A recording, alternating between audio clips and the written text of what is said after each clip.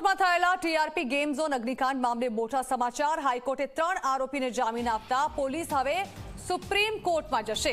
Rajkot police જામીન સામે supreme કોર્ટમાં અરજી કરશે।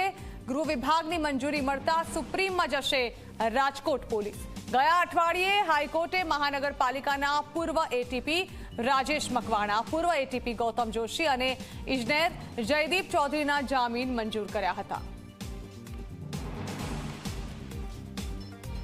આ અંગે વધુ માહિતી સંવાદદાતા દિવ્યેશ આપી રહ્યા છે। દિવ્યેશ, જામીનના મુદ્દે હવે રાજકોટ પોલીસ કાર્યવાહી કરવાની ફિરાકમાં છે।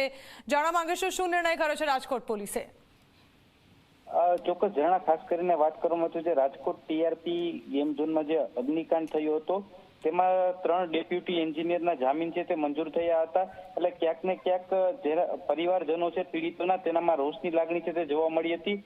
પીડિત પરિવાર તેમજ તેના જે વતી રોકાયેલા એડવોકેટ છે તેમના દ્વારા મીડિયાને નિવેદન પણ આપવામાં આવ્યું હતું કે તેઓ સુપ્રીમમાં જશે જો સરકાર દ્વારા કોઈ પણ કાર્યવાહી કરવામાં નહીં આવે। ત્યારે જે રાજકોટ પોલીસ છે તે સુપ્રીમમાં જવાની તૈયારી છે તેને દર્શાવી છે। પોલીસે ગૃહ વિભાગની મંજૂરી મળતા સુપ્રીમના દરવાજા છે તે ખખડાવવામાં આવશે, કેમ કે જે આ 3 ડેપ્યુટી એન્જિનના જામીન મંજૂર થયા છે ત્યારબાદ એક પછી એક આરોપીના જામીન છે તે મંજૂર થવાની બીકે જે પરિવારજનો છે તેના દ્વારા સુપ્રીમની તૈયારી છે તે દર્શાવવામાં આવી હતી। પરંતુ ક્યાંક ને ક્યાંક હવે સરકાર તરફથી પોલીસ છે તે ગૃહ વિભાગની મંજૂરી મળતા સુપ્રીમના દરવાજા ખખડાવશે। ઝરણા જી બિલકુલ, આભાર દિવ્યેશ।